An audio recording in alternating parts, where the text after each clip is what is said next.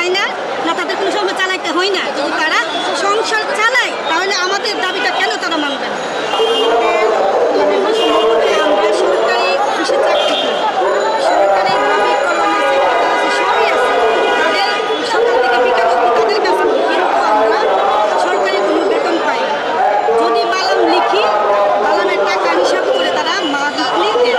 যদি বালাম না লিখি কোনো টাকা নেই, তাহলে আমরা কীভাবে চলব? আপনার বৈশাখী ভাতা আছে, ঈদ বোনাস আছে, কত কিছু আছে, বাচ্চাদের কত কিছুতেই আমরা কিচ্ছুই পাই না। মানে সকল প্রকার বিবেচনা করলে আমরা সব কিছুতে বঞ্চিত হই। তাহলে এইভাবে তো আর সরকারি অফিসে চাকরি করা যায় না। এরপরে তারা বারবারই বলছে আমাদের সরকারি করবে, এই পর্যন্ত করে নেয়। 2016 সালে মৌখিকভাবে আশ্বাস দিচ্ছে, দেওয়ার পরে তারা সবাইকে পাঠিয়ে দিচ্ছে যার স্থানে। 3 মাসের মতো সরকারি হবে, মার্চে কোনো কিছু পাস হয় না। তারা বারবার মিথ্যা আশ্বাস দেয়। এই মিথ্যা আশ্বাস কেন আমরা মানব? আজকে 32 দিন যাবত আমরা এখানে আছি। যদি তারা আমাদের দাবি না মানে, আরও 2 মাস 3 মাস 5 মাস যত মাস লাগে আমরা এই মাঠ ছাড়বো, প্রয়োজনে রক্ত দিব, কিন্তু এই মাঠ ছাড়বো না। যেভাবে আমাদের তারা সরকারি করছে, এটা তো আমরা ন্যায্য।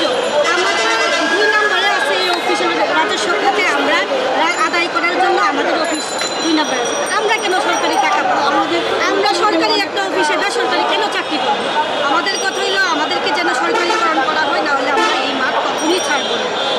তারা বিবেচনা করুক, তারা দেখা যাক যে আমরা ন্যায্য কিনা, আমাদের দাবিটা ন্যায্য কিনা। যদি আমাদের দাবি ন্যায্য হয়, এইটা সরকারি করতে হবে।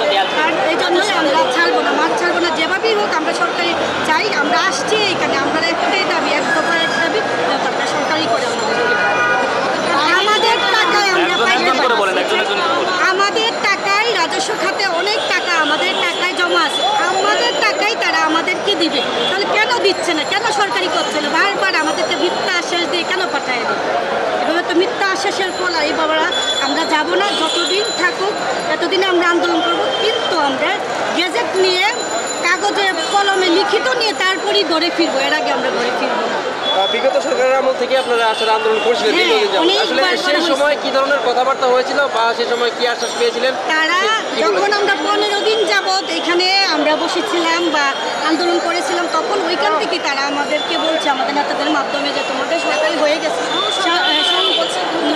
যেমন বলছে যে নেতাদের মাধ্যমে তোমরা চলে যাও, 3 মাসের মধ্যে কাগজপত্র তোমরা জমা দিবে, মার্চে তোমাদের আমরা চিঠি পাঠাবো বা গেজেট প্রকাশ করবো। এই পর্যন্ত মার্চ গেল, কত বছরের পর বছর গেলে এই পর্যন্ত তাদের কোনো খবর নেই। এমনকি এখন আপনারাই বলেন যে আমরা লিখলে টাকা, না লিখলে টাকা, কি অফিস? এমনকি সরকারি একটা অফিস, ব্যয়বহুল একটা অফিস। দেখা গেছে ভালোভাবে আমরা এখানে থাকতে পারছি, আমরা কেন কষ্ট করে থাকবো? আমাদের বাচ্চা আছে, 2টা বাচ্চা, কেউ 3টা বাচ্চা, কেউ হাজব্যান্ড অসুস্থ থাকে, তখন তার উপর ডিপেন্ডেন্ট, তার ওয়াইফের উপর ডিপেন্ডেন্ট। ওয়াইফ যে এমন একটা অফিস চাকরি করে যে অফিসে কোনো বেতন নেই, তখন তার সংসারটা কীভাবে চলে? তারা কি এটা বুঝে না? তাদের সংসার চালায় না, না তাদের কোনো সময় চালাইতে হয় না। যদি তারা সংসার চালায় তাহলে আমাদের দাবিটা কেন তারা মানবে না? তাদের তো সংসার চালাতে দাবি কেন মানবে না? কারণ আমার সংসারে দেখা গেছে আমি একজন, আমার হাজব্যান্ড অসুস্থ হইতেই পারে, তখন কি আমাদেরকে তারা খাবার পাঠায় না? তারা একদিন খবর নেয় আমাদের অফিস থেকে তো কোনো খবর নেয় না, সারা বাংলাদেশ থেকে কোনো খবর নেই। তাহলে তারা কেন আমাদেরকে ন্যায্য দাবিটা মানবে না? কোথায় পাইছে এরকম? মানে আমার সারাদিন আপনাদের সব জনগণের সারাটা, আমি কিশোরগঞ্জের মেয়ে, সারাটা কিশোরগঞ্জের রেকর্ড, আমাদের 13 থানার রেকর্ড আমাদের কিশোরগঞ্জে থাকে। এইখান থেকে আমরা এত বলেও আমরা সব সেভ করে রাখা হয়, নকল দেওয়া হয়। এই নকলের মাধ্যমেই আমাদের জায়গা রেজিস্ট্রি হয়। আমরা যদি এত কাজ করতে পারি, তোমাদের বালাম ধরতে পারি, তোমাদের অফিসে কাজ করতে পারি, আমরা কেন বেসরকারি দেবো? এটা কোন আইনে পাইছেন? এটা তো হইতেই পারে না। তাহলে আপনাদের বিবেচনায় রয়ে গেছে, আমরা এক দফা এক দাবি, সরকারি না করলে আমরা এখানে মাঠ ছাড়বো না। যদি আপনাদের মনে হয় যে আমরা ন্যায্য দাবি করছি, তাহলে আমাদেরকে সরকারি করতে হবে। আচ্ছা, সরকারের পতনের পর যে সরকার আসলো, বর্তমান সরকার, এই সরকার আসার পর থেকে কিন্তু আপনারা আসলে আন্দোলনটি করছেন। এটি প্রায় 32 দিন বা 31 দিন হয়ে গিয়েছে। আন্দোলনটি অনেক দীর্ঘদিন হয়েছে। আসলে সর্বশেষ আপডেট কি? আপনারা কোনো আশ্বস্ততা পেয়েছেন কিনা, বা যদি না পেয়ে থাকেন আপনাদের পরবর্তী কার্যক্রম কেমন? মানে এখানে আপনার আসছি 32 দিন যাবৎ, কিন্তু এখানে আমাদের নেতাদের মাধ্যমে আমরা একদিন শুনেছিলাম যে মৌখিকভাবে বলছে, কিন্তু আমরা তো বারবার মৌখিকভাবে নিয়ে ঘরে ফিরবো না। মিথ্যা আশ্বাস নিয়ে ঘরে ফেরার কোনো যুক্তিকতা নেই।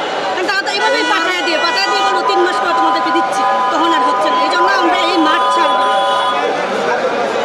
এই মুহূর্তে আসলে যারা সচিবালয়ে রয়েছেন, যারা উপদেষ্টা রয়েছেন, তাদের কাছে কি দাবি করছেন? আমাদের এক দফা এক দাবি সরকারি